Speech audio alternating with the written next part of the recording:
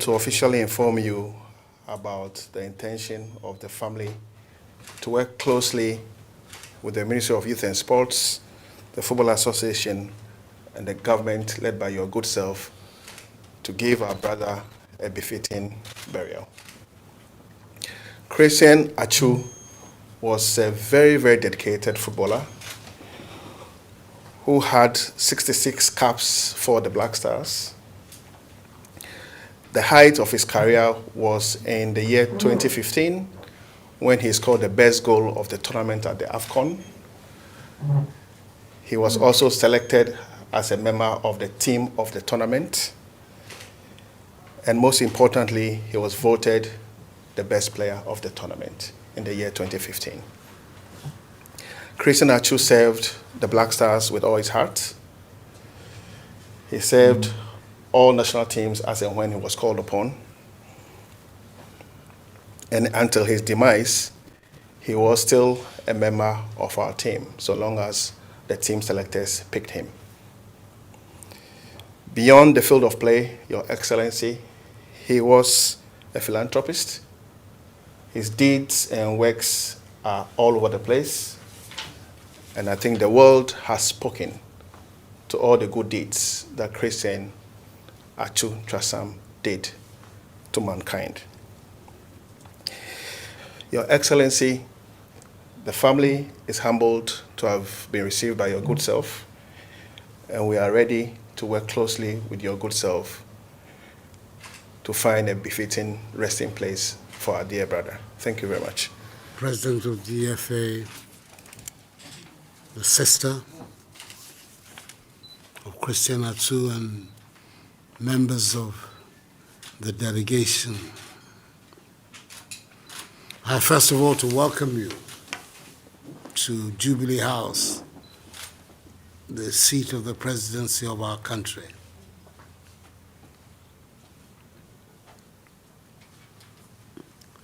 There are times when it is not pleasant to be in this chair.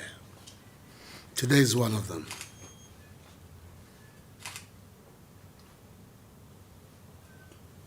The young man that we're all mourning was an exceptional athlete, a gift to our nation. All those of us who are football fanatics, I count myself as one, spend a lot of time admiring him and his exploits on the field.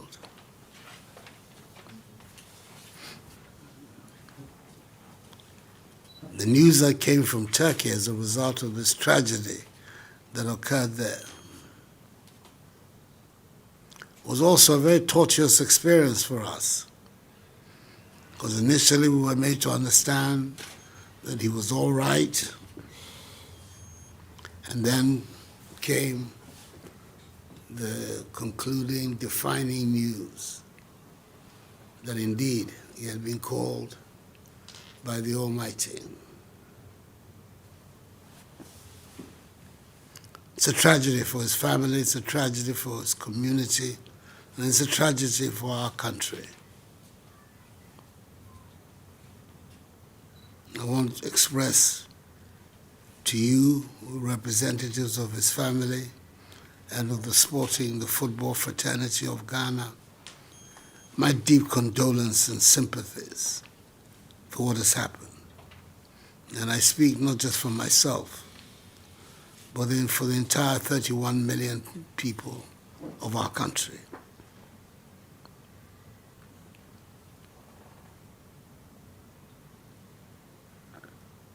Fortunately for us, we have in Turkey a very dedicated, dynamic woman who's our ambassador, who spared no effort to make sure that not only was he located, but that decent arrangements were made for his repatriation to us here in Ghana. I thank God for that.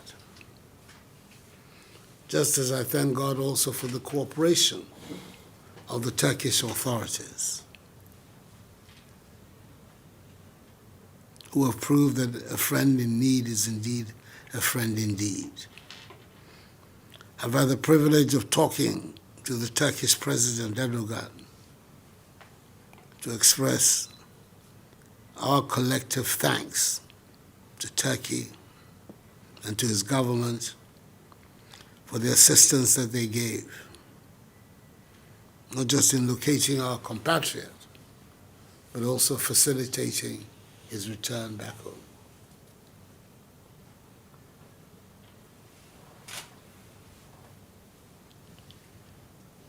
There are people here whose sense of grief is bound to be even more acute than others.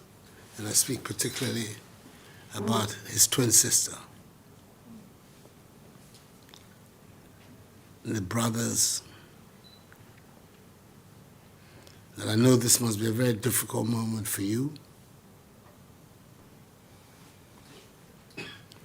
But I think our responsibility is to give you as much support as we can.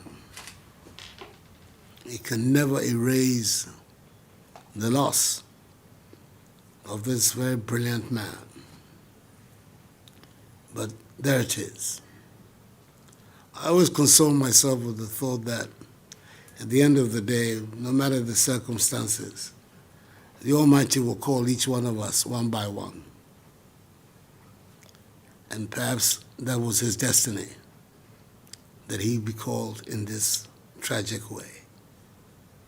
It is important that the Ghanaian people express their appreciation for his work that he did for our nation and the contribution he made to the development of the game, which is our national pastime, soccer, and to the development of sports in general. So I've asked the Chief of Staff, who unfortunately is outside Accra today, to make sure that we organize a state-assisted funeral for Christian Atsu, depending on the date that you, the members of the family, and the GFA will select. And that everything will be done from the point of view of government to make sure that he's given a dignified exit. I think it's my duty and my responsibility as president to make sure that that happens.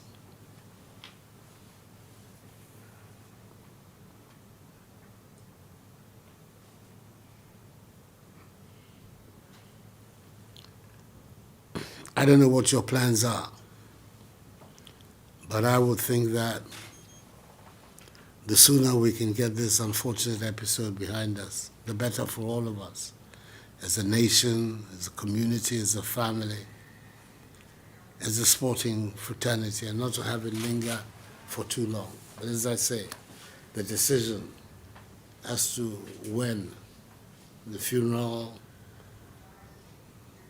will take place is that of the family. That is a tradition in Ghana that all of us will know, that when it comes to matters of death and burial, it's a family that decides. But whatever the decision, whatever date that you choose, you should know that the government will stand squarely behind you.